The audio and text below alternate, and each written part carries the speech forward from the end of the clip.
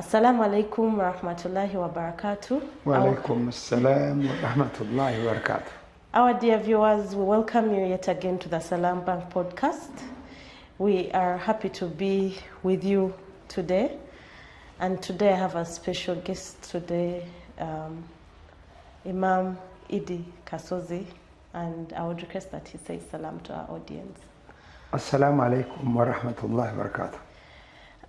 So today, Imam, as we had discussed, we are going to talk about the evolution of Islamic banking and finance, and particularly tackle a bit of challenges and opportunities in this sector. You're a friend to Salam Bank, and you've been with us for quite some time, since we got licensed, since we got launched. We've been inviting you on different platforms and forums of ours to speak about Islamic finance and banking in particular. And we all know that Islamic banking has evolved with the coming of the very first licensed bank in 2023, which is Salam Bank. It was the very first licensed bank to do Islamic banking, over a 20-year wait. And we well know that you're among some of the key stakeholders who have often been consulted on this. But we also need to accept that despite this new development in the country, there are still challenges that we are facing as the very first Islamic bank and the public at large in terms of standardization, awareness. And these are some of the things we would like to tackle from your side to get a perspective on this and perhaps get to know your perspective and get it to our audience out there. And I'll dive into the very first discussion for today is how would you define Islamic finance and banking as a concept? We would like to get into your perspective on that one. Thank you very much, and thank you the viewers for following. This is a very interesting thing that we are trying to venture into, Islamic finance, which most people just refer to as Islamic banking. Islamic finance is much bigger than just banking, much as all the transactions finally end up through the banking system. So an Islamic financial system, or Islamic banking as many people call it, is a banking and finance framework based on the principles of the Islamic law, what we call Sharia. Meaning that it is Sharia compliant. Therefore, when it becomes Sharia compliant, automatically it affects one of the biggest things in banking, in the general banking, or what we call conventional banking, which is interest. Yes. So what do we mean when we talk about Islamic finance and the Islamic finance system? We are talking about a banking system compliant to the Sharia, meaning prohibiting the following things. Number one, interest, which we call riba. Number two, excessive uncertainty, which we call garar. Excessive uncertainty referred to as garar. And number three, gambling. Gambling, what we call maisar. And many people are involved in gambling without knowing.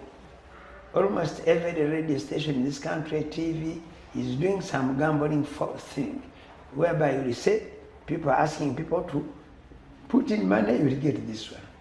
It's a game of chance. That one is prohibited. While promoting, what does it promote? While it is prohibiting those three things which are key, riba, garar, and maisar. Okay? What we have called what? We have called them uncertainty, excessive uncertainty. We have called it gambling. We have called it interest. While it reflects on those, it takes critically. Then it goes against the following things. which become very, very, very important. Sorry. My notes are risk taking. You see, it looks at risks taking, ethical investment, and it focuses on profit loss sharing. That is the core that you can address. While it is collecting those, it is focusing on certain issues because it believes money cannot trade money. There must be some actual purchase of some item. Correct. That is the transaction that probably Islamic financing is trying to look at. We can say, later in the details, probably we shall look at them. It is based on the following core principles. Prohibition of riba, risk and profit sharing, asset-backed business, ethical screening, prohibition of garar and maisara, as we have put it. Then it has its forms that it takes, if you want to understand it from that perspective. Okay. Yes. So I've loved your way of explaining it, because as you know, an employee here, we also have our ways of continuously defining it to the customers from a business perspective. But you've been too analytical to point out a perspective of promoting certain things while prohibiting the others. Yes. So it's a scale of do this, avoid this, and in the process you're financing Islamically. Yes. So in process, as we shall see later, then it will be taken, since it is Sharia compliant, therefore there must be some forms of trade that it does not accept. Yes. Then, since it's talking about ethical things help both the parties involved. That's why we are talking about sharing profits and sharing losses. And therefore, whoever wants to engage in it must understand that. And the moment you appreciate that, it becomes very easy for you to move on in this system. That's right. So that will take me to another question. Obviously, after what you've given us, I know there are people who would want you to dive into, the real point of how are they then sharing profits, how are they sharing losses. But I think we shall go back there. But in the interest of sticking to today's theme, as we try to understand how this whole Islamic finance concept has evolved in Uganda, and as a key stakeholder and scholar in Islamic issues, your perspective is very important for us tonight, and that is why I would like for you to tell us what role have you played as in your capacity as a Muslim leader, as a scholar, as a very much respected stakeholder in the Islamic framework. What role have you played in the Islamic finance industry? Now that we have it really fully functional, can you take us back on some of the things perhaps the audience wouldn't know? Because they might think having Salam Bank in the country happened overnight. It did not. Maybe before we go into that, yes, please. We need also to make it a bit clear to the followers, those who are following us, that in order for you to understand Islamic finance and Islamic banking system, you must know that the Islamic banking system follows what we call a distinctive method that is in accordance with moral and religious beliefs. You see, it also highlights the importance of fairness, transparency, and social accountability. Yes, please. And then understanding the basic principles of the Islamic bank can be highly advantageous if you are seeking financial options or interested in learning about various banking systems. So that's why these 7 things must stick into your mind that where you are coming from, if you are coming to Salam Bank or whatever Islamic finance institution where you are going, these 7 things must be at the back of your mind. Number 1, prohibition of charging interest, which you have called the riba. Yes, please. 2, risk sharing and partnership approach, whereby both the one who has given the money and the one who is using it, in some sort, they will share. They share the risks that will come over.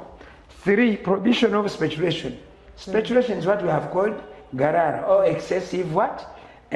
Because many people just speculate. You try to buy land here. Somebody will tell you a plot of land, and somebody will tell you, no. Why are you talking about Kololo? A plot is $2 million. And then you ask yourself, do those people know what $2 million means? 3, gambling. Gambling. In whatever form. Whether somebody say, Sinica, whatever form, still it becomes a problem. Then you must also know that if you are coming to ask for Islamic funds, you are going to invest in what we call halal business, Sharia compliant. Very important. You are not going to sell alcohol. You are not going to trade in pork. You are not going to lend money to people and then you exploit them. That's what we mean. Invest only in Sharia compliant industries and activities. Number 6, social responsibility and charity. Social responsibility. The reason why this is key, then I can use the Islamic term which is called zakat. Zakat means somebody is paying back for those who are in need to receive, so that they also don't envy his business. The last thing I want to say is financial financing backed by assets. Meaning it is not money. No. It is money and property. Yes. Money and items in the trade business. Yes. So if we don't have those ones, so having said that, the other thing I want also to clear, because when people hear about Islamic banking, they want to confuse it with charity. That's a very important. They want to confuse it with what? Yes, it's Because a very important thing to talk about. Somebody will ask you, then when you tell him, you go to Salam, they say, are they going to give me money tomorrow? No. You must work with them. Yes. And then their system. They give you a system that you are going to follow, so that you appreciate. Yes. And it is not that when you bring your money today, tomorrow, or when you open an account today, tomorrow you will get the money. They must know what you are involved in. So my role is as a Muslim and a Muslim largely, not as a cleric, not as an Islamic scholar, as people say, because my scholarly is not in Islamic studies. It is in demography, it is in sociology, but because of sociology, it leads you to people. And you know the human, how people are suffering. So my role has been largely to advise people, telling them the importance of this exercise, how to go about it, and personally getting involved. I may not have personally got any support because it has not come, but I know I am prepared for it, that when time comes, if I am in need, I can quickly go there. So my role has been also to get in touch with such institutions, to know exactly what they are doing, so that when I get out people there, I tell them the advantages. Then the other thing that people must know, because many people think when we talk about Islamic financing, it is towards Muslims only. Anybody who complies with the 7 things I'm talking about, irrespective of his faith, irrespective of his background, irrespective of whatever he is, he can easily access it. So my role has been to connect and show people how it may work and its importance, because I strongly believe it is not exploitative at all. Yes. But again, I have told the people, that it works with a lot of trust. Whoever wants to get involved, you must also have integrity, be transparent, be sincere, and be trustworthy. Otherwise, it becomes hard. Okay. Thank you for that. And I appreciate the fact that your role there's nowhere at any point where it came out in a manner that you have to be paid to share this knowledge. No. That's very important to note. It has been a totally consultative role, and we are some of the beneficiaries of that, because we always reach out to Imam often to ask a few questions here and there based on his knowledge and experience. The next question I would like for us to touch on is the issue of sustainability and social impact. We know, and from the 7 things you've explained, it's very important that as we balance business, we are also having impact on society. And our slogan is empowering communities and inspiring change. And what informed that is in trying to get the masses to change from the conventional system to the Islamic system. We are also wanting them to benefit from the change through empowering them with the different financing options that we have. So yes, we are already trying to do that as an institution, but I would also like to get your perspective of how best do you think institutions like ourselves can balance this? And I would like for you to explain that from a bank's perspective, and also from the audience's perspective, because we have a challenge where most of our people want for us to lie more on the social impact end and the charity end. When you ask some things and you tell them, oh, you need to provide some bit of collateral, if necessary, they look at your collateral. At the end of the day, this is a business. And when you mention the issue of profit, they will tell you what's the difference between that and interest. So the issue of social impact, how do you think we can balance it best as an institution and also from the client's end? First of all, what the listener or the follower must follow, whoever wants to get into this, you must know the mechanisms and instruments through which this system works.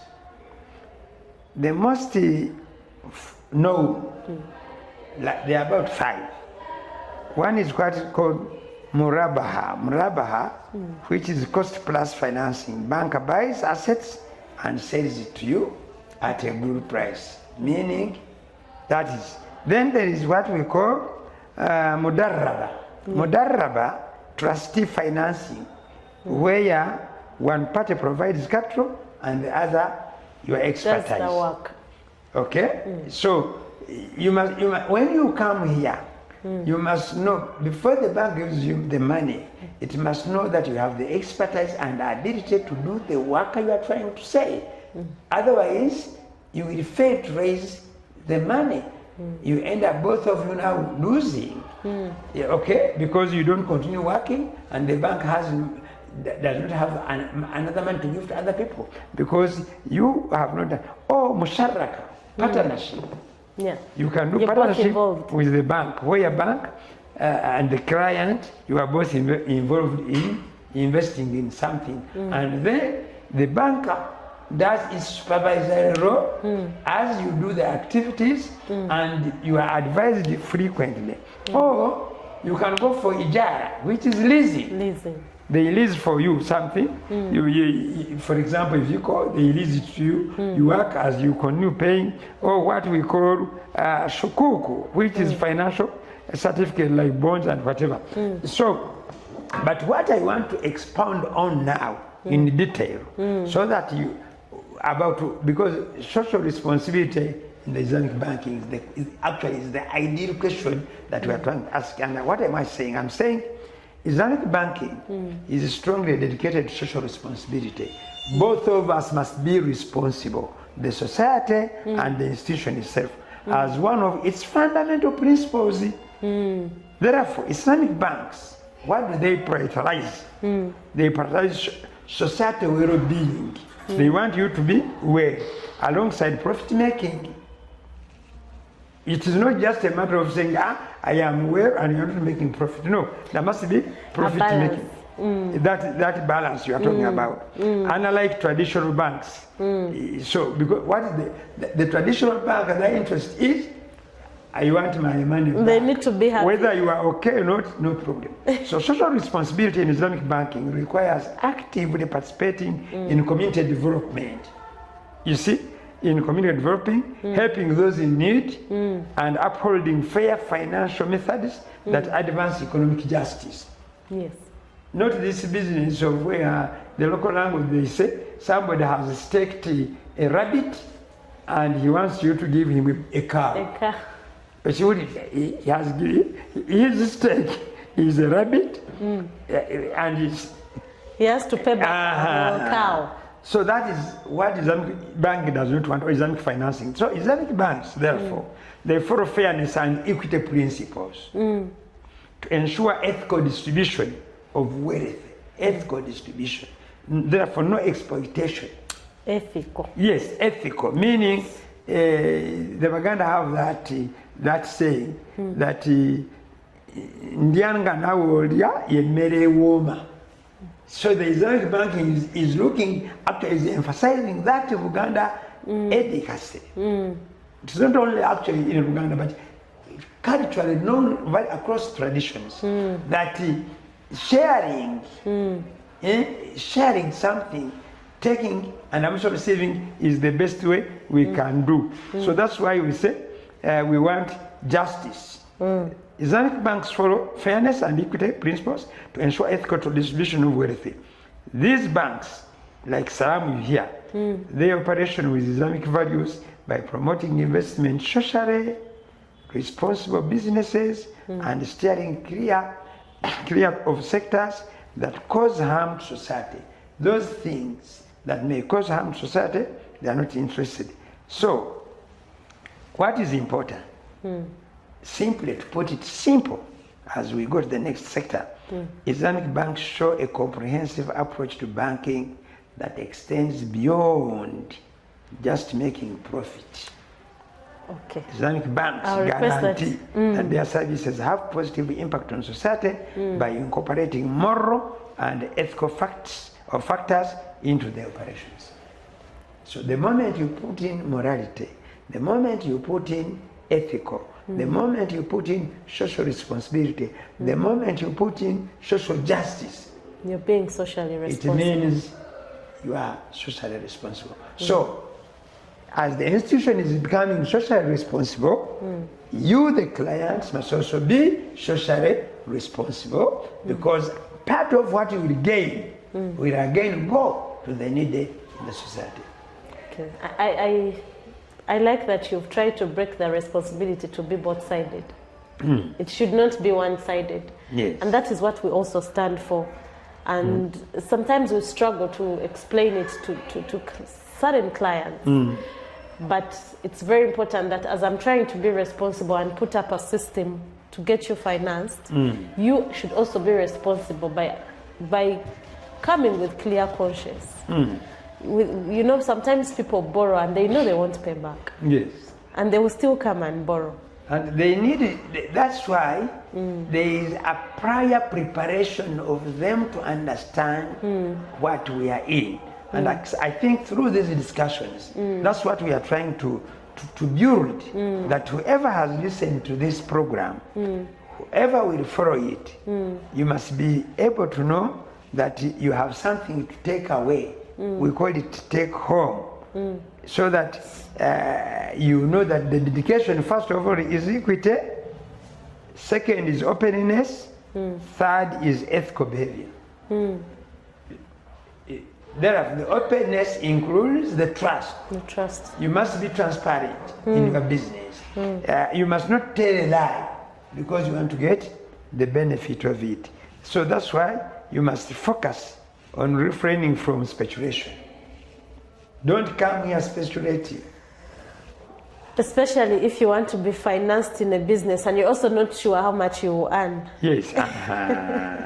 I get it. So viewers, I think that the takeaway from that one is social responsibility is it's a responsibility in itself of everyone, both as the bankers and yourselves, the clients. So this will be the final one for today, and it's meant for you to give us a future outlook. As an informed person, you can definitely advise or give an insight on the future of Islamic banking in the country, and how do you think it can better serve the needs of the Muslims to contribute to global stability and prosperity? What do you think the future looks like? How do you think we can do this better? What would you advise the audience to embrace to prepare for this future? Islamic financing and banking has had hurdles just because of misinformation. Yes. There are a group of people that whenever we talk about Islamic finance and then we talk about Sharia compliant, they feel that they are going to be compelled to become Muslims. Absolutely no. The Islamic faith is very clear. La ikra fi dini, la ikra fi dini katabayana rushd. There is no forcing anybody to become Muslim. No. You are no. But the advantages of it can be shared by everybody. The future is bright because many people have undertaken, they have been doing business using the conventional banking system, and the consequences have not been good. What we need to do is to get out there to educate the people about the whole process and how it works. And then practically identify people to work with who are very serious, for others to go and copy and learn from it. Yes. Then we have to keep sharing as much information as possible. If you see the situation we are in as a country, the only financing system that can help people get off the ground where they are is the Islamic financing system. Why? Because it focuses on the individual's well-being. Okay? It looks at the problems.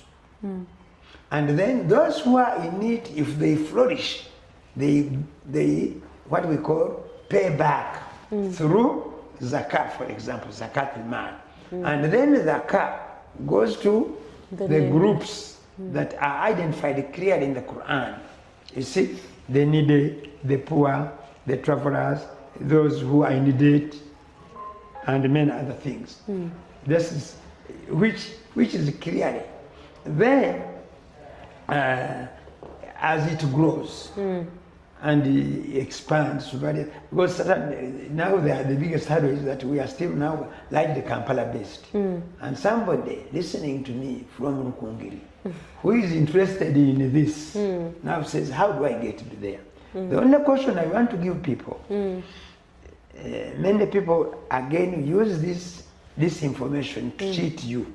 Yes. Let nobody tell you, wherever you are, that yeah, Islamic finance, and you know, as Imam Kasozi talked about it, and then he will bring my goats, he will bring my pineapples, he will bring my trees, and then he tells you, you send money to this phone.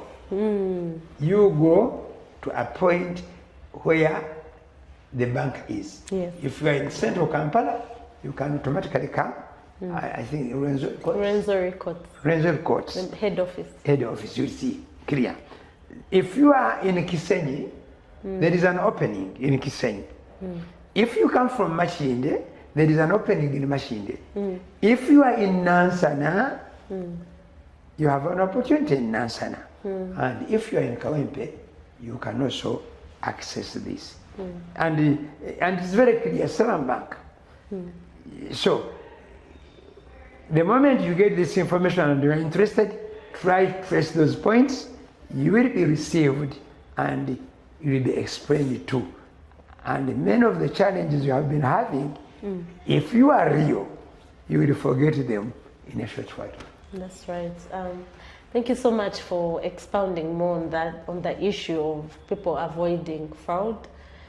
obviously a lot of people get our videos, including this. I'm sure it will be picked and put on the fake pages, and people will be lied to that they are going to be given financing. As we have always been telling you, if you encounter anyone asking for mobile money, send this to my phone, send this much. It is the only red flag you need to show that you're about to be scammed. Thank you so much, Imam, for joining us today. I will just ask one last word to our viewers before we close this session. One last message to the viewers from you before we close. One last message.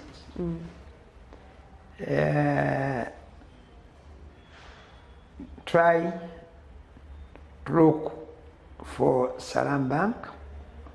Identify yourself with Salam Bank. Be both patient and tolerant. If you succeed into that, the English say, the sky is the limit. Alhamdulillah. Thank you so much for joining us today, and we hope to see you in our next podcast, yet having different guests that give very insightful information like our Imam here. And wish you a good time. Assalamu alaikum wa rahmatullahi wa barakatuh.